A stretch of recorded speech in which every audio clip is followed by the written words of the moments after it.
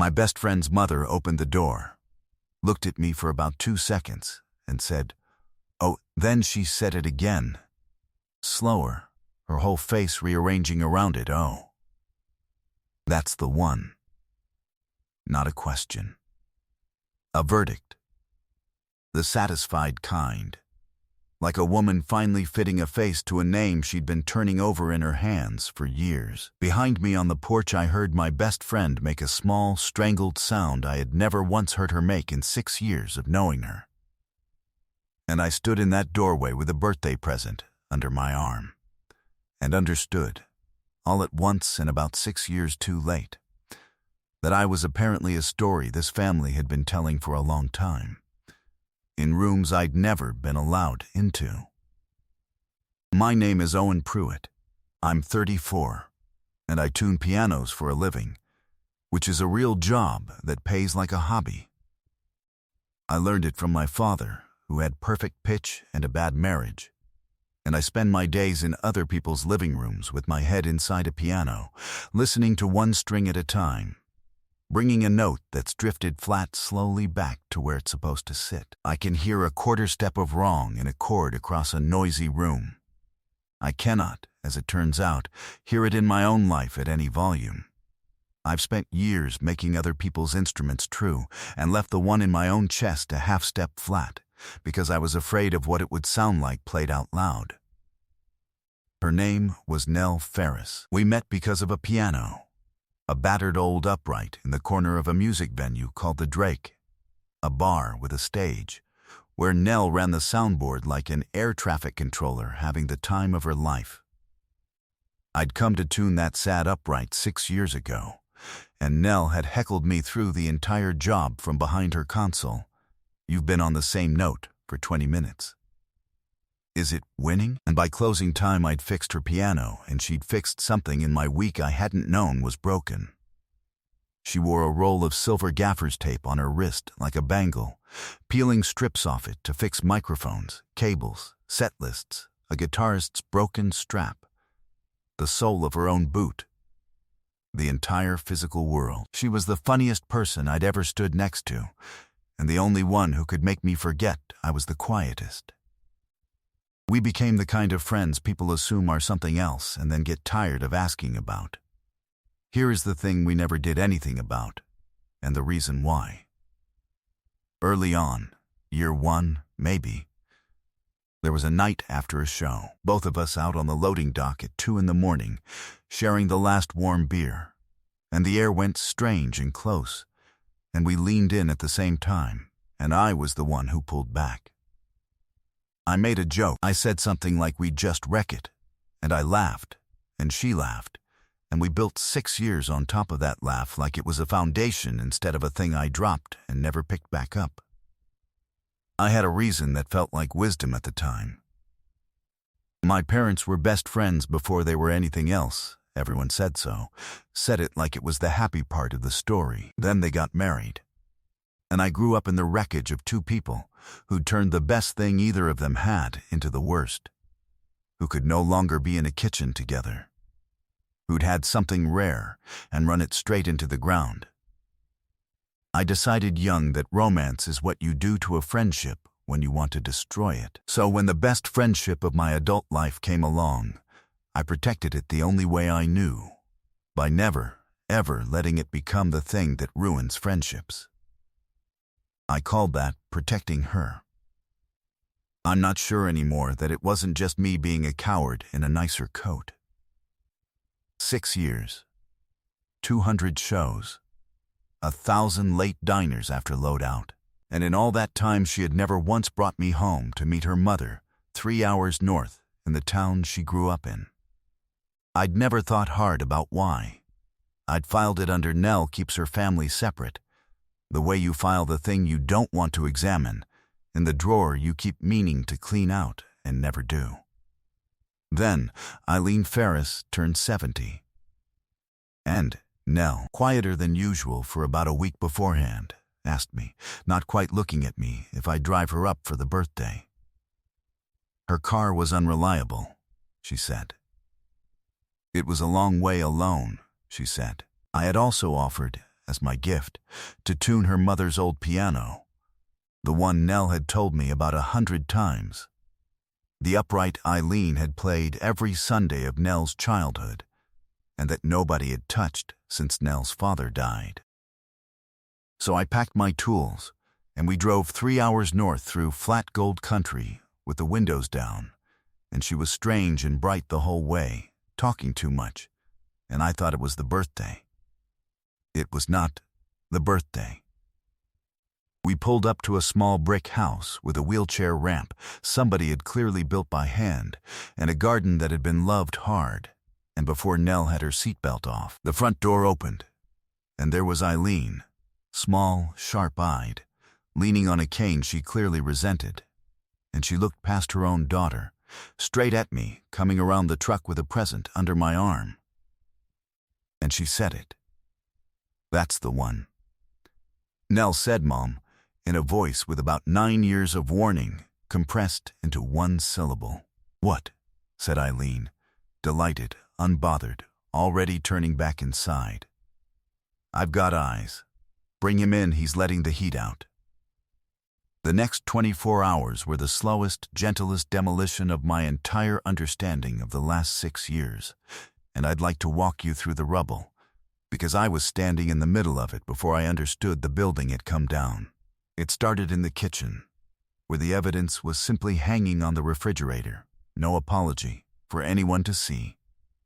A photograph, me, on stage at the Drake, head inside the open piano, caught mid-tune in the work light. I have never been on stage at the Drake. Nell took that picture from her soundboard on some ordinary night I don't even remember, and she had printed it and mailed it 3 hours north, and her mother had put it on the refrigerator under a magnet shaped like a tomato, between a grandchild's drawing and a mass schedule, where a family keeps the faces that belong to them. Then it was Eileen handing me coffee, black, no sugar, before I'd said a word about how I take it, and catching my surprise, and saying, "Mild as milk," she told me. "You'd be amazed what I know about you, son," and going back to her potatoes while my best friend stood very still by the window, gone the color of the refrigerator tomato. Then it was the place at the table, set for me. Before we'd arrived, Eileen's good plates, and at my spot a small dish of the specific awful black licorice I love, and have been mocked for loving by every human who's ever met me, which means Nell had not only noticed but reported it, years ago, to a woman who then drove to find it. Then it was Eileen's brother, Nell's Uncle Pat, clapping me on the shoulder at dinner and saying, warmly, helpfully, into a brief silence, "So you're the piano fella." We've heard the whole, and stopping, because Nell had said his name like a dropped glass, and the table did that thing a family does when everyone simultaneously decides not to look at the same person. I want to tell you I'm quick. I'm not. I tune by ear and I miss everything else. But even a slow man sat at a table, eating his favorite terrible candy off a plate set for him in advance, under a photograph his best friend secretly took and mailed to her mother, starts to hear it. The note I'd been calling friendship for 6 years was not, it turned out, a single clean tone. It had an overtone running under it the whole time, a second string vibrating just out of my range, and her whole family could hear it, had been able to hear it for years, and had been waiting, with varying degrees of patience, for the one tone-deaf man in the room to finally catch the chord. And here is the part that took my breath. Sitting at that table, I started doing the math backward, and it ran both directions. Because it wasn't only her, it was me, too. And her family's quiet certainty held up a mirror I'd been avoiding for 6 years. I had never seriously dated anyone in those 6 years either. I'd told myself I was busy, or unlucky, or simply a solitary kind of man, when the truth was that every woman I met got measured against a soundboard I'd never admitted I was using as the standard. I had reorganized my entire life around a woman I refused to want out loud, and called it being a good friend, the same way she'd mailed a photograph 3 hours north and called it nothing. After dinner, I escaped to the front room and did the thing I actually knew how to do, which was kneel down in front of Eileen's silent old upright and start bringing it back. It had drifted years flat. Whole octaves had gone sour with damp and time. And there's a meditative cruelty to tuning a long neglected piano. You go string by string, and each one you fix makes the next wrong one more obvious, until the instrument gets temporarily worse, more dissonant, before it can come true. I knelt there in a stranger's living room turning pins, listening to the house's whole sad history come slowly back into pitch. And I understood I was describing my own chest, and I kept tuning anyway, because it was the only honest thing I had hands for. Nell found me out on the back steps an hour later, after the relatives had gone and the dishes were done and the light over the yard had gone soft and blue. She sat down beside me without a word, close, her shoulder against mine, the roll of gaffer's tape still on her wrist even here, even at her mother's, 3 hours from a single cable that needed fixing. For a while neither of us said anything. A sprinkler ticked somewhere. The screen door breathed in the wind. I could feel her gathering something the way you feel the pressure change before a storm arrives. I made myself not fill the silence, which for a quiet man is its own discipline, the urge to reach for a joke, to tune the moment down to something safe, was the strongest reflex I owned, and I sat on my hands and let it go past. I looked at her instead. The porch light caught the side of her face and the gray that had started at her temple over the last couple of years, the gray I'd watched arrive and never once permitted myself to find lovely on purpose. Her jaw was set the way she sets it when a show goes sideways and she has to fix it live, in front of everyone, without flinching. I knew that face better than my own. And sitting there, the sheer size of everything I'd cataloged about her across 6 years, the gray, the jaw, the tape on the wrist, the exact pitch of her laugh, landed on me as its own quiet verdict. I'd been confessing to myself the whole time in a language I'd refused to translate. "I should have warned you," she said finally, to the yard. "My mother has no filter, never has." She says the quiet part like it's the weather. It's okay.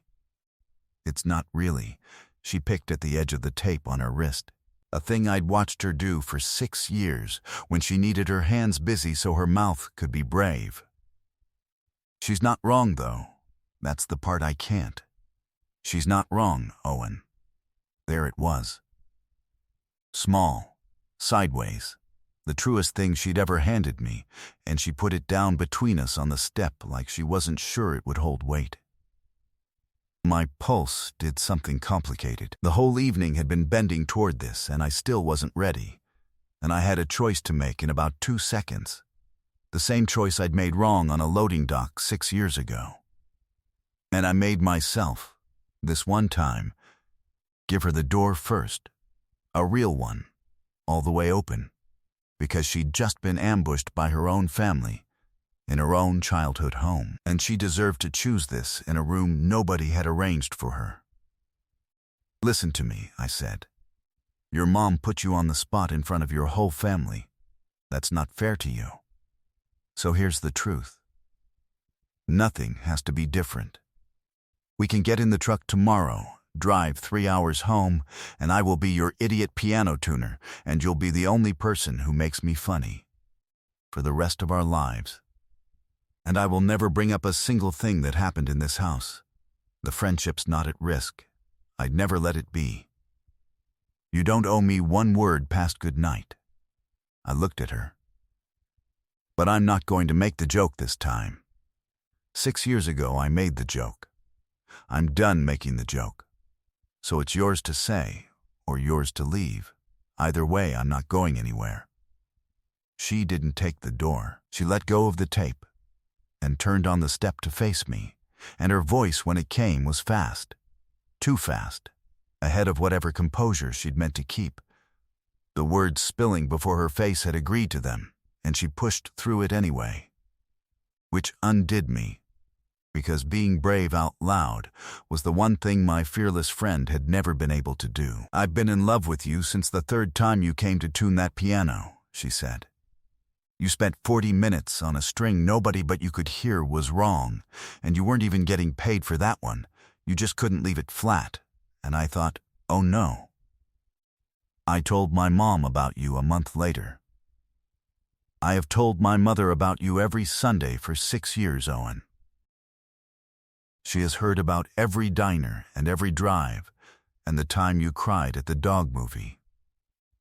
I built a whole shrine to you on a woman's refrigerator and let you think I kept my family separate because I was private. When the truth is, I couldn't have you in the same room as my mother because she'd take one look and say the quiet part, which she did. Today, the second she got the chance, because she's 70, and she told me last month she's done watching me wait. Her eyes were too bright. You pulled back on the loading dock. I spent 6 years deciding that meant you knew, and chose the friendship, and I loved you too much to make you choose again. So I just kept the photo on the fridge and told myself it was enough. It was never enough. I'm so tired of it being enough. It didn't land under my ribs. It landed lower and truer than that. It was the note the whole 6 years had been missing. The overtone finally swinging into my range. The chord resolving so hard I felt it in my teeth. I didn't reach for her right away. My hands knew before my mouth got clearance, the way they always do at the keyboard. The body certain a half second ahead of the head. When I could talk, I gave her the real thing, not the easy 3 words. Because the easy 3 would have been one more joke in a nicer key. I pulled back because I watched 2 best friends become my parents, I said. They had what we have, and they turned it into a house nobody could breathe in. And I decided the way you keep the best thing you've ever had is you never, ever risk it. So, I protected you from me. For 6 years. And the whole time, I wasn't dating anyone either, Nell. I was just pretending I hadn't already found the only frequency I wanted to live at. My voice went somewhere I didn't plan. You're not the thing that'll ruin the friendship. You're the friendship. You're the only true note in the entire instrument. I've been hearing it the whole time and calling it something safer because I was a coward in a nicer coat. I don't want safer. I want the one your mother already knew about. She made a sound that broke in the middle, and I reached over and took her hand off her knee, the one with the tape on the wrist, and turned it over and laced my fingers through hers. The first time in 6 years either of us had held the other's hand on purpose, and we sat there on her mother's back step, with our hands finally saying the thing out loud. And I felt her shaking, and I was shaking too. And from inside the house, through the open window behind us, the piano started to play. Not well. A few simple bars, a hymn, maybe. An old Sunday thing, picked out slow by hands that hadn't touched the keys in years, and ringing out clear and true and in tune for the first time since Nell's father died. Because somebody had spent the evening on his knees fixing it. I lean at the piano I'd just made honest, playing loud enough to be heard on the back steps, announcing without a single word that the windows were open, that she'd heard all of it, that she had been right, and that she'd waited 70 years and 6 of her daughters and she was not above scoring the moment herself. Nell dropped her forehead onto our joined hands and laughed, wet and helpless, and called her mother an unprintable name with enormous love in it. And I kissed her on her mother's back step with the freshly true piano playing through the screen, 6 years and 1 loading dock too late, and exactly on time. We drove home the next day holding hands over the gear shift the whole 3 hours, which is dangerous, and I don't recommend it, and I'd do it again. The first few weeks we kept startling at it. I'd reach to make the old joke out of pure muscle memory, and she'd watch me not make it. And we'd both go quiet and grin, like we'd gotten away with something. Two people learning to live inside a thing they'd guarded so long they'd half forgotten it was meant to be lived in, not just protected. By midwinter, she'd moved her soundboard half into my life, and I'd moved my tuning kit half into hers. And the place filled up with the particular clutter of two people who fix things for a living, her cables coiled on my piano bench, my felt and tuning pins migrating into her gig bag. She started riding along on jobs sometimes, sitting in strangers' front rooms reading while I worked. And she told me once that watching me chase a single flat string for an hour was the most settled she had ever felt in her life, which, from Nell, who is constitutionally incapable of sitting still, is the most extravagant sentence anyone has ever aimed at me. I didn't make a joke. I'm learning. The piano changed everything, and I mean that almost literally. Tuning Eileen's upright became my standing excuse to drive up north once a month, except it stopped being an excuse around the third visit and just became Sunday. The 4-hour round trip to sit in a small brick house and eat too much, and let a sharp old woman tell me, repeatedly, that she'd called it from the doorway. She had. I tell her so.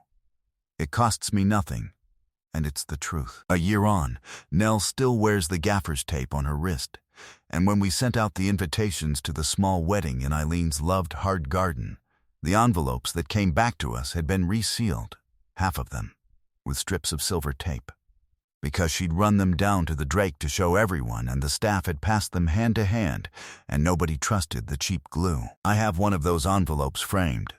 It's the least romantic object in our house, and I would run into a fire for it. People ask how it finally happened, and I've learned to keep it simple, because the truth is almost too tidy to believe. A tone-deaf man spent 6 years calling the clearest note in his life by a quieter name, and it took a 70-year-old woman with no filter, one look from a doorway, to play it out loud. It wasn't new, the thing I heard on those back steps. It had been ringing under everything for 6 years, in a frequency her whole family could hear, and I'd trained myself not to. It just finally came true, the way a long flat string does, all at once, the moment somebody stops being afraid to turn the pin. So let me ask you, what would you have done in that doorway, with the present under your arm, when the mother of the person you'd never let yourself want took one look at you and said that's the one, like it had already been decided years ago, by everyone but you? Would you have heard it? Or would you have made the joke again? And the bigger one, the one I really want to know. Have you ever loved your best friend in a key you wouldn't let yourself play out loud?